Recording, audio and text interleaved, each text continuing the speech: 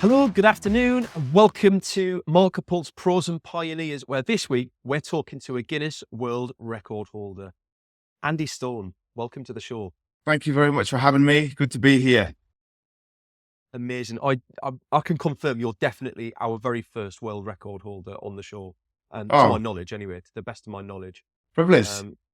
Absolute honour to have you on the show. So for the people at home, Andy is not just a Guinness World Record holder, but he's an ultra endurance athlete and a motivational speaker on a mission to help people harness their neurodiversity as a superpower.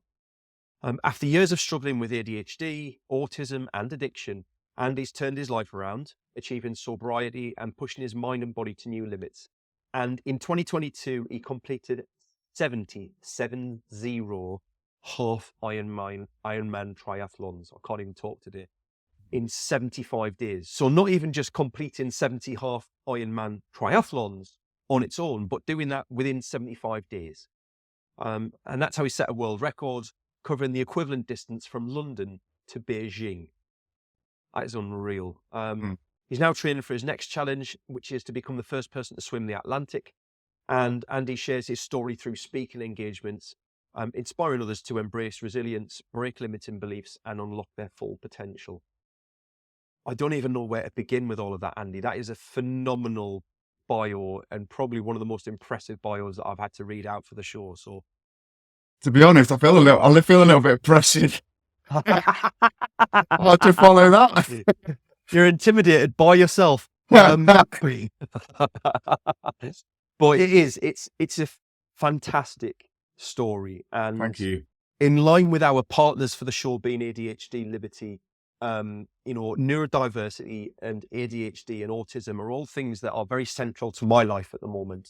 Things that I'm very passionate about, helping people to understand more of. So when I got the opportunity to talk to yourself, it's a no-brainer for me that we should have you on the show and share your journey and story as well.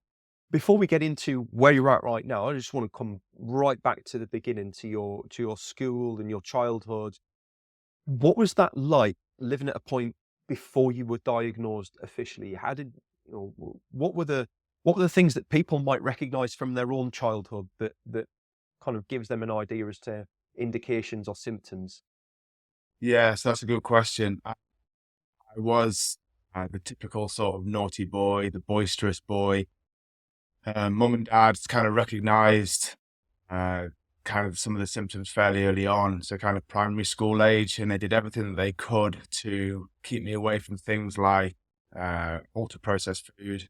Obviously, it wasn't called that at the time, but it was just E-numbers, colorings, flavorings, preservatives. They noticed immediately that as soon as that went into my system, I would just become incredibly hyperactive, disruptive. So they did everything they could to shield me from that. And then obviously you get a bit older, you get to high school age, and you get a bit of pocket money, you can go to the shop, the touch school, whatever. And then I was unable then to kind of control those kind of cravings, and it stuck me in a 2-hour maths lesson after a 10p MIPS, and there was just no chance.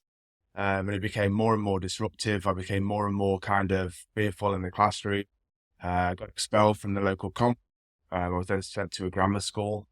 I think Mum and Dad probably remortgaged the house for the fees, but they just made the smaller classes, better results, all of that. So, but of course, it just continued. I then kind of halfway through grammar school got a diagnosis for ADHD privately. And even at the time, this would have been around 95, 96.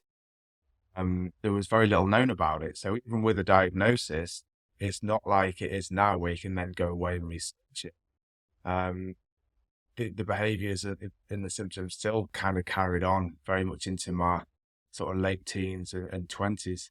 But yeah, it was difficult and not knowing what was happening, that was a real problem for me. I couldn't understand why I was getting sent out of the class again. Why am I in detention again? Why am I getting expelled? And it was a very repeating pattern, but with no answers. So very frustrating. Special shout out in today's episode for our charity partners, ADHD Liberty, led by Sarah Templeton, who are part of the fight to prevent the school to prison pipeline for ADHD and neurodiverse individuals. If you'd like to find out more, you can visit them. The show links are in the notes below, and I would encourage you to go along and have a look and educate yourself on their fight. It's an incredibly important cause, and we're super proud to have them as charity partners for the Market Pulse Frozen Pioneers podcast. Thank you. Enjoy the rest of your episode. And I guess you kind of get used to being labelled as, you described it perfectly at the beginning, right? The naughty boy, right? You get used to being described as that way. And I'm guessing you start to almost believe that and play into that at times as well, because why not? Everybody believes it of me and I'm trying my best. Is that fair? Yeah, absolutely. In those cases where like things would go wrong at school, where was Andrew? It was the first thing for the teacher to consider, right, well, where's the guilty party at? And it was considered me, like it was guilty till proven innocent. And then, yeah, I think that's why there is potentially such a high prison rate for ADHD is because you do get to the point where you think, do you know what? And then, yeah, you play the role and you step over that line and the judicial system gets involved and you get in trouble. I think there's also that combined with the traits of a lack of respect for authority, a natural rebellious attitude. So I didn't so much struggle with that. Well, I kind of did a little bit at school, but more when I got into the corporate environment. I was always that guy who just wasn't doing as he was told because you haven't explained it in a way where I understand it, where I really buy into what you're doing. And I don't think anybody talked about ADHD or neurodiversity in any way, shape, or form the entire 15 years I was in corporate life. Not once. So I do totally get where you're coming from. But that obviously then, despite the diagnosis, that still escalated into addiction, right? Yeah, absolutely. So, and it kind of at the end of the teens, yeah, I discovered nightclubs, girls, ecstasy, cannabis, speed, ketamine, magic mushrooms, you name it. And I just kind of thought that was like a coming of age. That was kind of what you do when you discover clubs and you go off. And what I was actually doing was learning all the amazing ways illicit drugs can help you to escape from your problems. Like I'd moved out from home during the time of my GCSEs. Home life had become very difficult. And yeah, from the age of 16 to now, I've had, so that's 25, 26 years. I've had 63 jobs because I've just been so reminiscent of school and that kind of whole similar scenario that I was terrified of classrooms.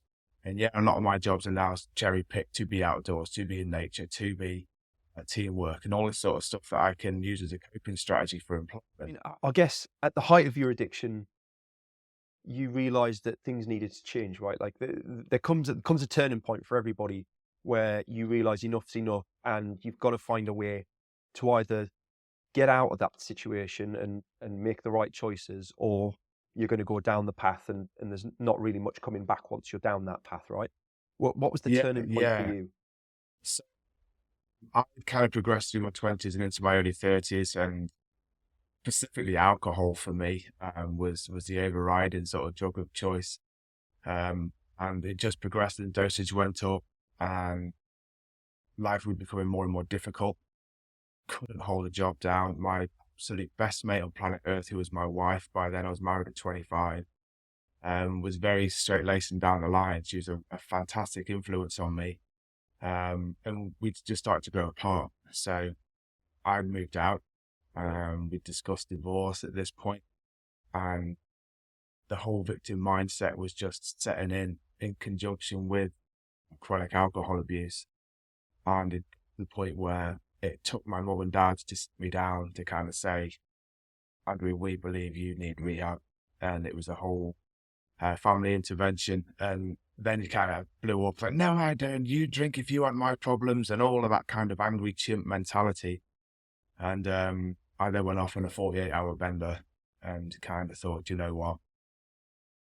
Maybe I do need rehab. And this is the point in my life where I think, okay, this is my rock bottom. I've lost my wife. I've lost my house.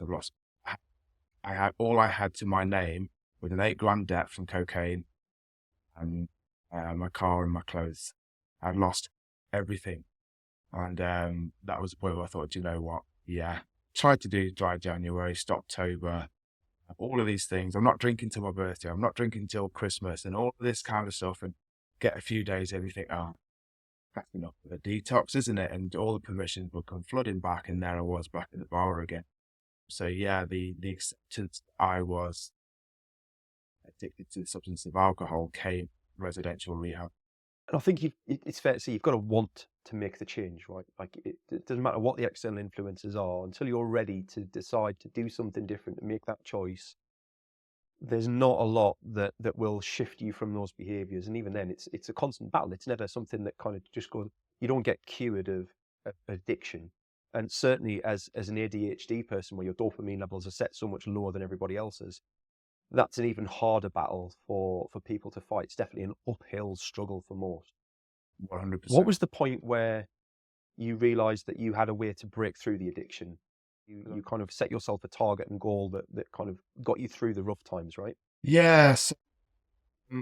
I found the first kind of 3 months incredibly difficult, as you would in early recovery. The withdrawal period of kind of finding your feet again, doing the work that's required. And as you said, step one in the 12-step program of recovery through it.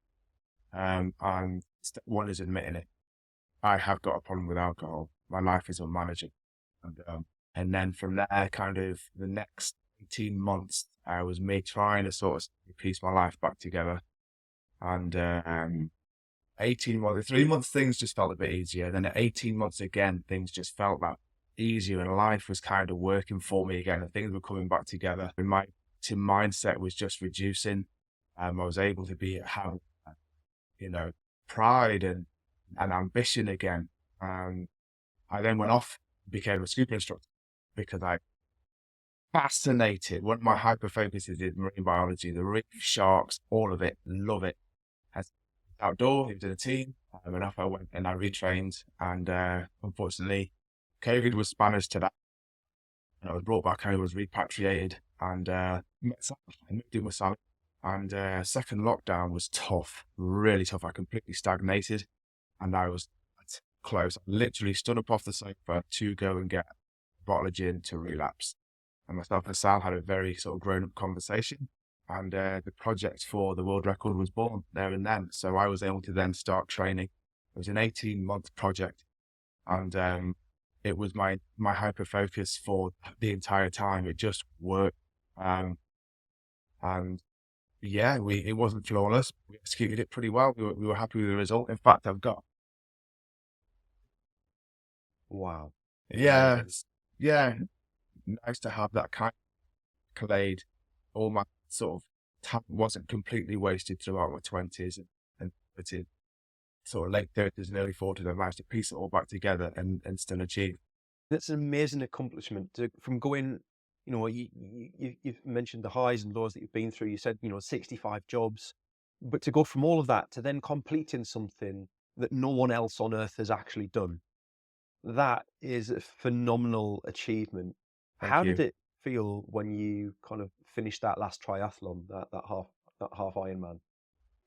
Well, just the multitude, the amount of different levels that it was achievement on was crazy, because there was like concept. I haven't achieved anything professionally, particularly personally, until this. Or personally, I could say I got sober, but other than being divorced, this whole kind of escapade of negativity, and there was finally the acceptance that I'd completed something significant in my life.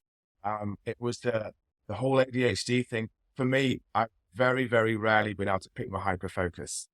There's been so many times I've gone, right, this job, it's got this boss, it's got this money, it's got this potential, blah, blah, blah, blah. And then a month in, like, oh yeah, it wasn't after all. And then again, and again, and again, and again. And finally, picked, and it's my hyper focus. I actually pulled it off, an 18-month project. Oh my God. So there was an element to it. Yes, I finally utilized this skill, this gift that ADHD is getting, done it.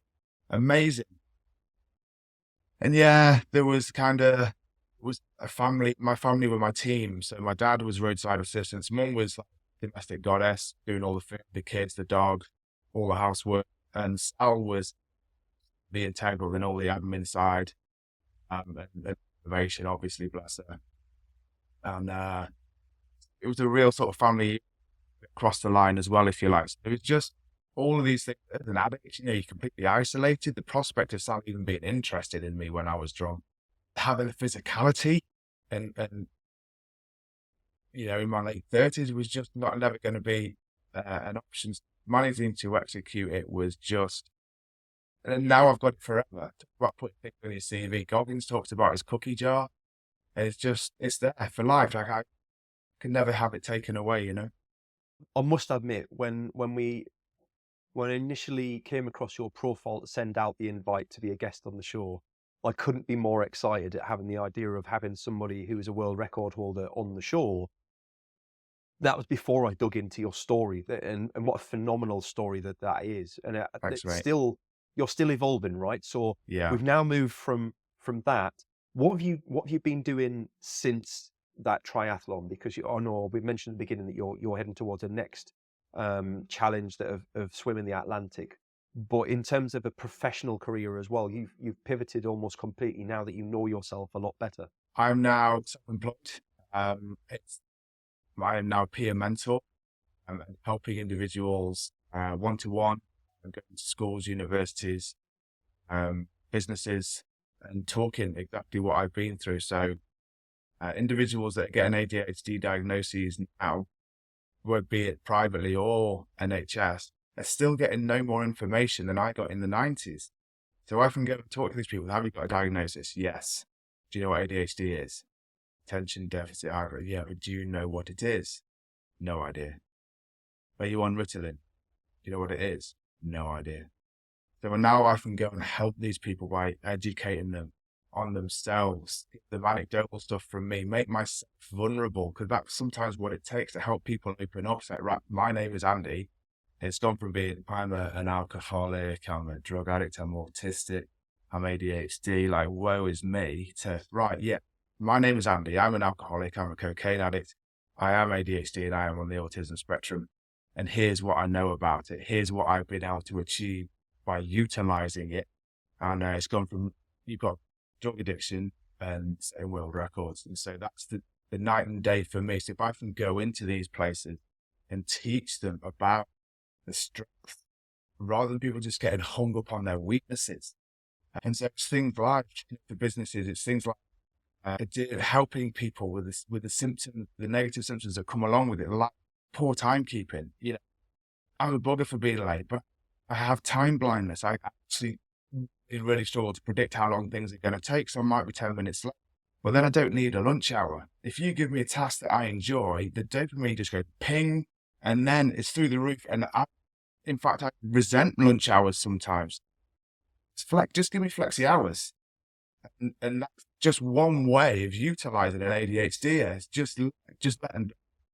And then you hear the story of Bill Gates and his autistic lads that he kept in an office downstairs with no windows, low lighting, nothing in there. It's almost soundproof. People were kind of looking in going, where's and it turns out two autistic lads that millions on firewalls and cyber hacking. And they had a meeting and they brought them out. This is the team. The prospective open office. Those guys would have driven them mad. And so it's just trying to help companies and help individuals to know thyself and bring in empathy and, you know, frustration. And that's my goal is, I'm doing it on, like I say, on a one-to-one level with mentees. Peer mentoring, I believe, is absolutely fantastic. It's not pretending to be something I'm not. I can go in and just be completely open. And I believe that. I think it's phenomenal because I come from a retail background and I remember commenting at the time, completely unaware that I was ADHD and had autistic traits myself. And I remember commenting saying in a really positive way, do you know what? I love working with people who are OCD, who show autistic symptoms, who are ADHD because they've got energy, they've got passion. If you can motivate them and get them to do the stuff that everybody else hates, you will find one of them will want to do that thing and they'll do it incredibly well. They'll do it faster than anybody else thought was possible. And when they're finished, it'll be immaculately tidy and done. You just find those jobs for people and you know what their jobs are and you give them those jobs every time. They'll go way above and beyond for you. And I remember saying that But I never once, and I've said this loads, I never once, and I don't know anybody else who can say otherwise, that in that environment or any other, that there's any education for leaders and managers on neurodiversity. And I think a lot of the time it's seen as, well, we must tick this box for HR to show that we know what neurodiversity is, and then we can talk about it and we can prove it. And we get a tick box and get a nice sticker for the window for the employer. But it's actually way, way, way more important than that, because you're underutilizing your best resource. Absolutely. Because almost everybody is neurodiverse in some way, shape, or form, right? It's maybe a bit contentious for some people, right? But I believe that firmly. And if you can leverage somebody like Andy to educate your workforce so that you can maximize. So I used to get a 60 or 70 hour week done in 40 hours, right? My management hated it because I needed to be there for that 50-hour contract. They expected me to be there for 60 hours or 70 hours, like my peers. And I'd be like, more fool them. I've done what they do in 2 or 3 days. I've done it today in 8 hours, and I'm going home. And I used to get in trouble all the time for leaving early from work, right? Because I'm bored, supremely bored. Because I've done everything, guys. I've done it. And like you say, I'd work through my dinner break. I wouldn't bother with proper breaks. I'd just chug an energy drink down, I'd have a bar of chocolate to give me that peak in the middle of the day, and then I'd be back on with things and do it faster than anybody else. So I love the fact that you're going around and educating not just business owners, but universities, schools, on how to overcome that adversity for their neurodiverse employees, students, whoever, or themselves. What's your best advice for somebody who's in that position? They suspect that they might be neurodiverse, but they're not feeling that support from their leadership. How do they influence their leadership to care enough, in That's a your really good eyes? question. I think, first of all, you have to know thyself.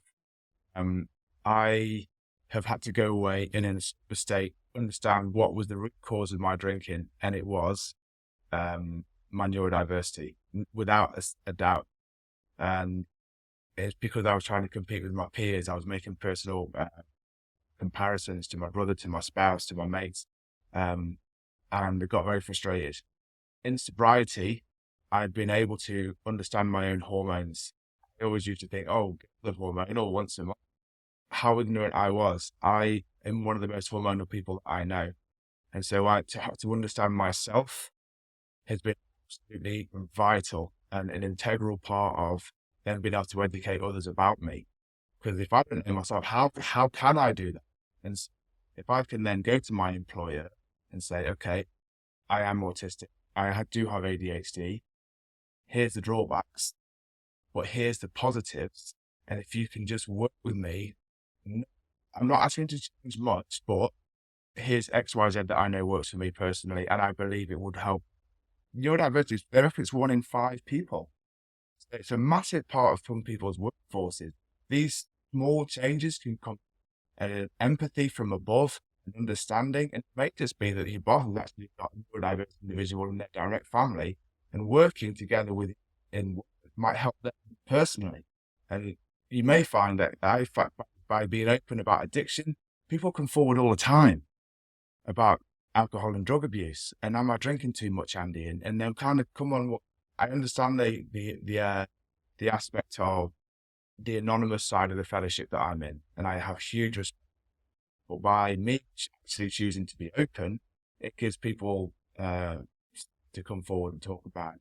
So I think empathy, I think understanding, I think you'll find that people have a lot of other experiences with this. The biggest thing that I would recommend on the back of that is, if you're a leader and you're not educated on neurodiversity, rather than worry about all of the ins and outs of it right now, I would highly recommend you go away and look at what the traits are for ADHD and autism. Because there are some very surprisingly obvious traits that even I knew nothing about until about a year or two ago, that now that I know about them are massively obvious. And I should have known if I'd known about those traits years ago, I'd have realized that I was ADHD years ago, and being able to deal with criticism that was leveled my way, advice and feedback that was given with the best of intentions, but wasn't ultimately helpful. And it's things like You know, I can't stand labels on the back of my clothes. Never have done since I was a kid. Certain types of labels. I think they're a lot better than they used to be, but definitely anything scratchy on my skin, wool, that sort of thing. And it's things that you would never associate with ADHD, because there's quite often sensory traits that are part of the autism tree that are highly correlated with ADHD. So as a leader, if you go away and research those, I bet that you'll start to see them amongst your staff, your employees, your direct reports, or your peers, your management. You'll see it all around you once you start to see it. And with that in mind, you'll be able to give people a little bit more leeway in how you work with them, how you talk to them, how you handle them, what feedback you give to them. And it'll help you get on the pathway where somebody like Andy coming in will massively benefit your business. But a lot of people are out there going right now going, I don't have any ADHD employees. Guarantee you do. Like, they're just very good at masking it in a corporate environment. You know, biggest feedback I ever had was, Paul, why don't you just toe the company line? Because I'm a bloody rebel. I can't help it. That's part of my personality. I'm a rebel, and you're giving me orders and you're not backing it up with proof points. Prove it to me. Show me how it'll benefit me, the customers on my team, then we'll do it. If you don't prove it to me and you're just going to make me do it, I will be your biggest, worst enemy. Believe it. Hence why I'm not in corporate world anymore. So Andy, with that, kind of coming back to that last challenge that you're now aiming towards, swimming the Atlantic. I mean, that is outrageous. What's your training plan for that? When are you going to be doing that? Yeah, so that's a good question. I had an English Channel attempt last year. It's kind of me dipping my foot with the water swimming. I've always been really, really lucky at swimming. I swam as a kid, swam for the town, loads of galas and training and all of that. So it's one of those things from childhood that sticks with you. And I'm just dead lucky in that respect. Again, it's playing to my strengths. So it's banging my head against a wall, trying to do what I'm bad at. This is finally an opportunity for me to, okay, well, the record was set in triathlon. Of the 3 triathlon disciplines, it's swimming all day long, which is my greatest strength. Why not try it?